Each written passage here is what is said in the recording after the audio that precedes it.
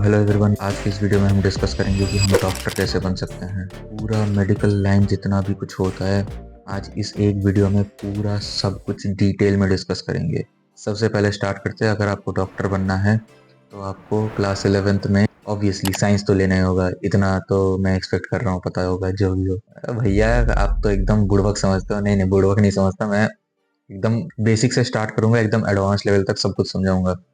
तो एकदम बेसिक से स्टार्ट कर रहा हूँ। पहले तो साइंस लेना ही है ऑब्वियसली। उसके बाद सेकंड पड़ाव आता है कि पीसीएम लेने से नहीं होता, आपको बायोलॉजी होना चाहिए। तो पीसीएम भी या तो पीसीबी। मैं तो सजेस्ट करता हूँ, अगर आपका फिक्स है कि आपको मेडिकल लाइन में जाना है तो पीसीबी ले लिया करो, क्योंकि मैथ्स के साथ आप इंजीनियरिंग प्लस डॉक्टर दोनों लाइन खोल के रखना चाहते हो तो बैंड बजती हो लास्ट में जाके। तो आपने ले लिया पीसीएमबी या पीसीबी। नेक्स्ट स्टेप आता है, आपको क्लियर करना पड़ता है एक कॉम्पिटिटिव एग्जाम जिसका नाम है नीट। अब नीट देते हैं 12th के बाद।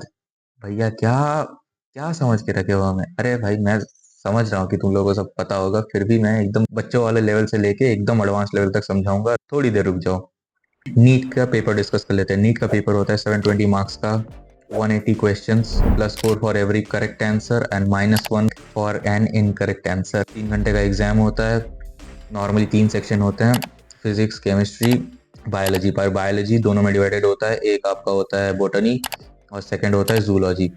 टोटल 180 क्वेश्चंस जो मैंने बोले थे, उसमें से 45 क्वेश्चंस होते हैं फिजिक्स के, 45 होते हैं आपके केमिस्ट्री के, और 90 क्वेश्चंस आते हैं बॉटनी प्लस जूलॉजी से, मतलब बायोलॉजी ओवरऑल से।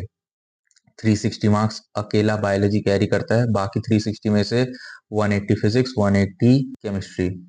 अब एक बार आप नीट क्लियर कर लेते हो तो आप इंडिया के टॉप गवर्नमेंट कॉलेजेस में चांस मिलता है उसमें जाने का। सबसे पहले स्टार्ट होता है आपका एमबीबीएस। आप नॉर्मली अगर आप क्लियर कर लेते हो तो सबसे जो टॉप कॉलेजेस होते हैं वो होते हैं एम्स।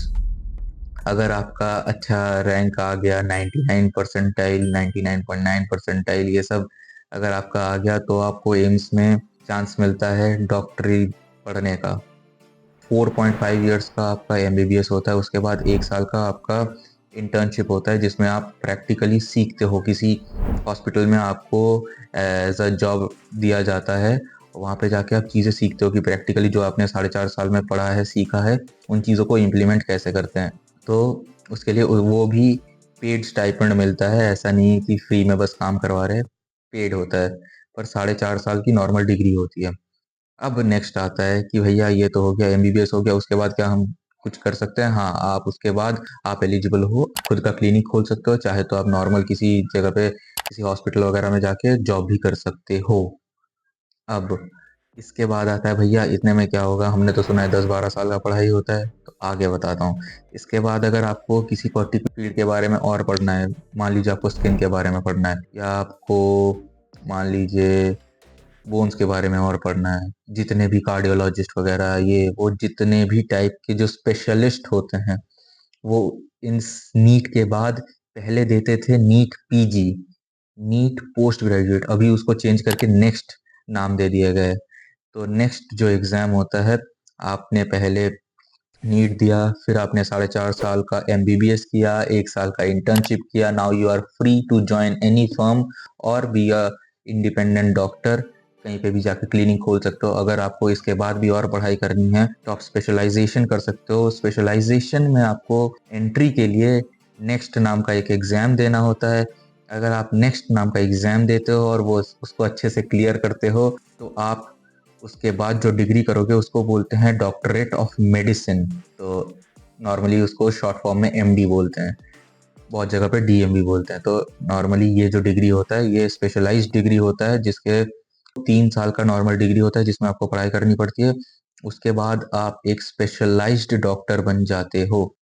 और इसके बाद अगर आपको और ज़्यादा पढ़ना है तो उसके बाद तो ख़त्म ही नहीं होता। इतना डिटेल में जाके फ़ायदा है नहीं, क्योंकि उसके बाद आप और स्पेशलाइजेशंस कर सकते हो। आप सर्जन वगैरह के लिए और लंबी पढ़ाई कर सकते हो, एक के बाद एक ऑपरेशंस वगैरह ये सब सीखो। तो मैं उतना डिटेल में जा नहीं रहा, सिर्फ मैंने अंडर ग्रेजुएट लेवल और पोस्ट ग्रेजुएट लेवल तक समझा दिया है। तो अगर किसी को मेडिकल लाइन में इंटरेस्ट है तो ये सारा चीज़ आप एक्सप्लोर कर सकते हो। मार्क्स वगैरह मैंने बता दिए। नेक्स्ट आता है कि पढ़ाई बहुत लंबी होती है, बहुत ज़्यादा चैलेंजिंग पढ़ाई होती है। 4.5 साल में बहुत रगड़ना पड़ता है, घिसना पड़ता है ताकि आप एक अच्छे डॉक्टर बन सको। आपका नाम हो, आप चीज़ें अच्छे से सीख सको, तो बहुत ही चैलेंजिंग पाथ है, पर हाँ रिवॉर्डिंग भी है। ऐसा नहीं है आप लोगों की ज़िंदगी बचा रहे होगे। अगर आपको नॉर्मली जब आप 1 साल के लिए इंटर्नशिप करते हो तो आपको रूरल रूरल जगहों पे भेजा जाता है। वहाँ पे जाके आप इन हैंड एक्सपीरियंस लेते हो, जाके लोगों की हेल्प करते हो, देखते हो कि हाँ, क्या हालत चल रही है दुनिया में। तो ये सारे बहुत सारे आपको बहुत नए-नए क्या ही बोलूँ एक्सपीरियंसेस मिलेंगे।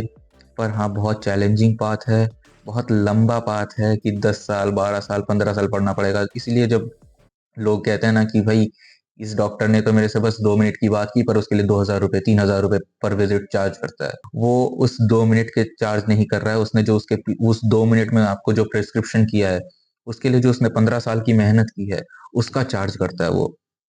तो मज़ाक नहीं है डॉक्टर बनना। अगर आप सीरियस हो तो अच्छे से नीट की तैयारी करो।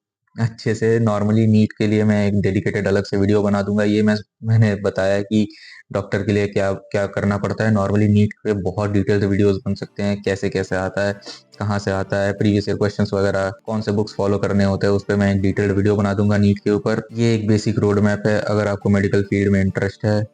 तो आई होप सो मैंने ऑलमोस्ट सारी चीज़ें रिलेटेड टू डॉक्टर कवर कर दी हैं। और कुछ जानना है कमेंट्स में पूछ लेना। मिलते हैं नेक्स्ट वीडियो में। बाय।